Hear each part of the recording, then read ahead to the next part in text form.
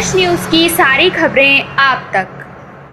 दिल्ली के पूर्व उप मुख्यमंत्री मनीष सिसोदिया ने न्यू अशोक नगर में की पद यात्रा।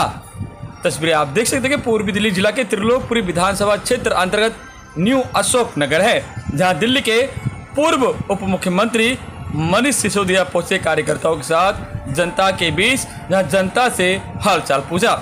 मीडिया से बात करते हुए मनीष सिसोदिया ने कहा कि हम सभी से मिले हैं और सभी ने कहा है कि अरविंद केजरीवाल की जो छवि है वो ठीक है, और कहा कि बुजुर्गों ने हमेशा फ़ायदा उठाया है तीर्थ यात्रा का, और परिवार वाले मिले, उनका कहना था कि उनके बच्चे सरकारी स्कूल में पढ़ रहे हैं, मोहल्ला क्लिनिक का फ़ायदा भी उठा रहे हैं। इसके बाद हमने उनसे बात की जम्मू कश्मीर में आप पार्टी की एक सीट पर। कहा कि हमारे पुराने कार्यकर्ता थे जिनका नाम महराज मलिक है, 2011 से वो आंदोलन में शामिल हुए थे, उसके बाद पार्टी से जुड़े थे, अब वह जीत कर आए हैं, उनके लिए मुबारकबाद देते हैं। और हरियाणा पे कहा कि उम्मीद नहीं थी कि भाजपा जीतेगी क्योंकि भाजपा ने कोई काम नहीं किया। हम ये चाहते हैं कि अगर कांग्रेस में कुछ कमी है तो वो अपनी कमी को देखे। सुने मनीष सिसोदिया की बाइट। मनीष आज पदयात्रा कर रहे हैं, क्या कहेंगे इसमें आप?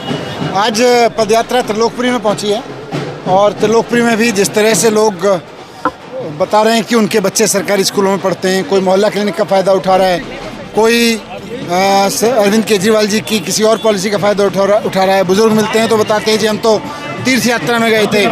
तो अरविंद केजरीवाल जी की जो नीतियाँ हैं, अरविंद केजरीवाल जी की सरकार की वजह से जो फ़ायदे हैं लोगों को, उनको लोग याद कर रहे हैं और कह रहे हैं कि ये जो रेवड़ियाँ जिनको कहते हैं कि भाई ये रेवड़ियाँ हैं, अरविंद केजरीवाल जी की रेवड़ियों के रूप में जनता ने खूब प्रसाद खाया है और जनता को उसका पूरा फ़ायदा उठाने का मौका मिल रहा है।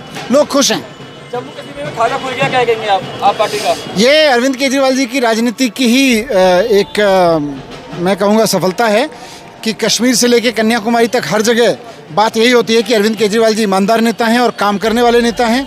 जहाँ जहाँ चुनाव हो रहा है वहाँ जनता, हमारे पास तो संसाधन नहीं है, हमारे पास तो टीम भी नहीं है कि जिसको हम कहें वहाँ के चुनाव लड़वा दो, लेकिन लोग वहीं से निकल के वहीं से आगे बढ़ के चुनाव लड़ रहे हैं। और आज कश्मीर में भी हमारे एक बहुत पुराने कार्यकर्ता है महराज मलिक जी, जो मुझे याद है 2011 के आंदोलन से जुड़े हुए थे और उसके बाद में फिर पार्टी से जुड़े, पार्टी में भी लगातार आते भी रहे, मिलते भी रहे।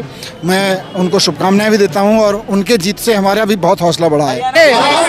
भारतीय जनता पार्टी ने कुछ किया नहीं था, लेकिन उसके बावजूद उसको हराने में कहीं ना कहीं कांग्रेस की रणनीति में कमी रही।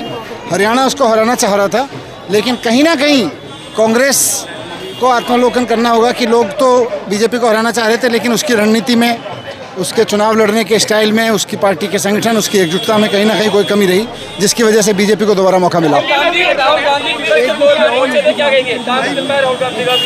अब राहुल गांधी जाने।